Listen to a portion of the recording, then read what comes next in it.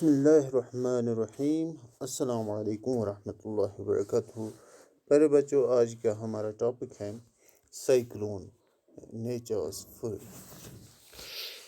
تو جیسے کہ آپ نے بہت بار سنا ہوگا کہ ہندوستان میں کسی اسٹیٹ میں سائیکلون نے ہٹ کیا، یا ورلڈ میں کسی کنٹری کو سائیکلون نے ہٹ کیا ہے اور وہاں پہ اتنا سارا نقصان ہو گیا۔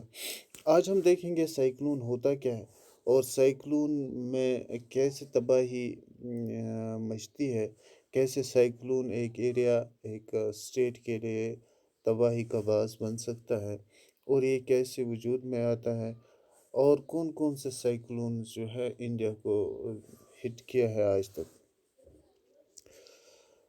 تو سب سے پہلے ہم دیکھیں گے کہ ہندوستان میں کہاں کہاں پہ سائیکلونز آئے جنہوں نے بہت زیادہ ڈیواسٹیشن یا خرابی یا نقصان کیا ہو۔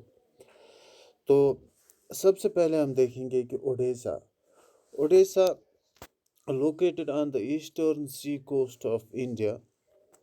اگر آپ انڈیا کا میپ دیکھو گے تو آپ کو ہمیشہ پتہ ہے کہ اوپر والا حصہ نارتھ، یہ ہو گئے ساؤتھ، یہ ہو گئے ایسٹ، یہ ہو گئے ویسٹ۔ اگر فار ایگزامپل اس کو ہم گلوب لے لیں، ٹھیک ہے، تو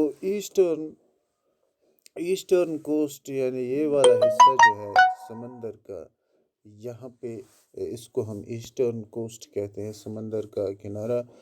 تو اوڈیسا جو ہے یہ بھی اسی طرف ایک اسٹیٹ ہے انڈیا کی، تو وہاں پہ سائیکلون نے ہٹ کیا جو اوریجنیٹ ہوا ہے بے آف بنگال میں۔ تو آن 17th and 18th of October 1999 cyclone hit 5 districts of the state۔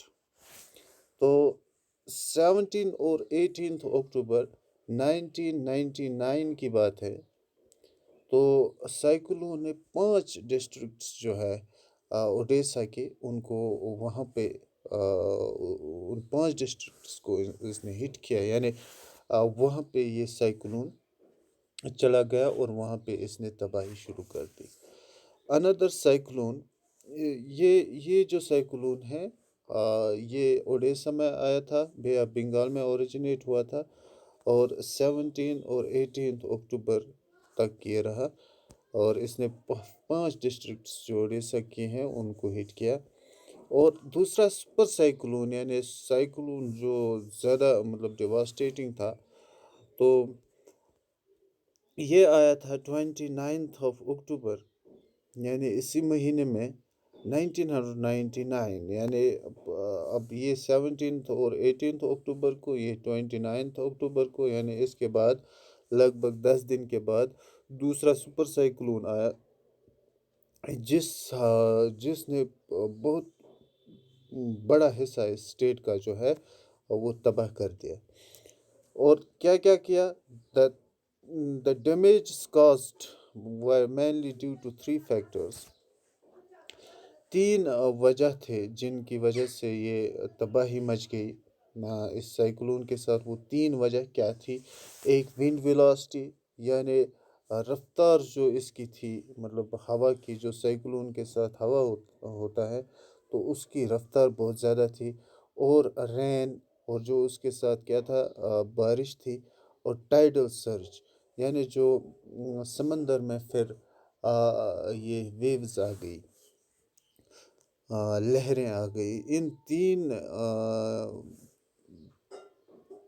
تین وجوہات کی وجہ سے جو ہے اوڈیسا کا جو لارجر پارٹ ہے، یعنی بہت سارا حصہ اسٹیٹ کا جو ہے وہ تباہ ہو گیا۔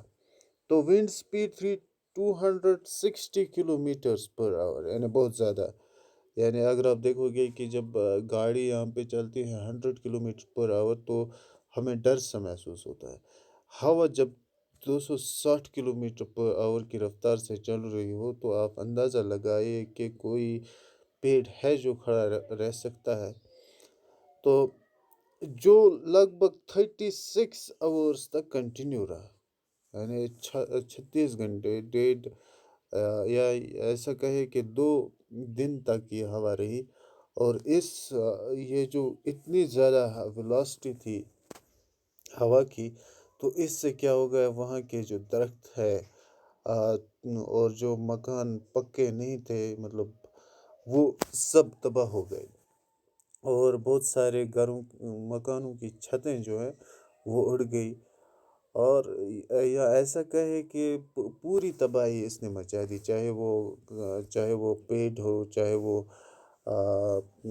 چاہے وہ مکان ہو، تو سب کچھ اس نے تباہ کر دیا۔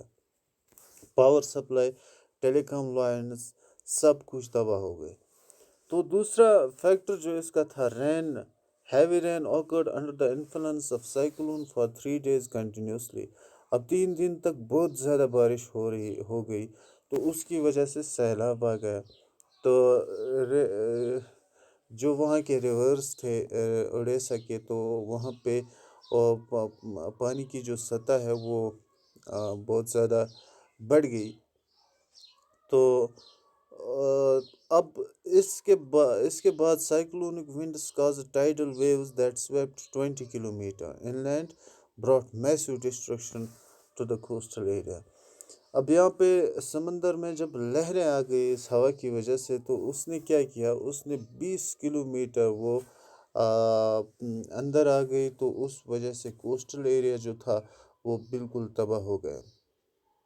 The 7 to 8 metre high tidal waves, 7 to 8 metre high یہ سمندر کی جو لہریں تھیں وہ سڈنلی اندر آ گئی، خشکی پہ آ گئی، تو اس نے وہاں پہ جو ایگریکلچرل کراپس تھے ان سب کو تباہ کر دیا، اور مکان وغیرہ وہ بھی سب تباہ ہو گئے۔ یہاں پہ ایک چھوٹا سا فوٹوگراف بھی دکھایا گیا ہے، یہ کلیئرلی نظر نہیں آ رہا ہے، تو اس سے ہمیں پتہ چلتا ہے کہ یہاں پہ کتنا نقصان ہو گیا تھا۔ یہ شاید ایریل ویو ہے، تو اس وجہ سے بہت چھوٹے چھوٹے مکان نظر آتے ہیں، اور یہاں پہ ہمیں دکھ رہا ہے کہ سب جگہ پانی بھرا ہوا ہے، اور پیڑ گر گئے ہیں، اور مکان دب گئے ہیں، تو یہ سب تباہی جو ہے سائیکلون کی وجہ سے ہوا ہے۔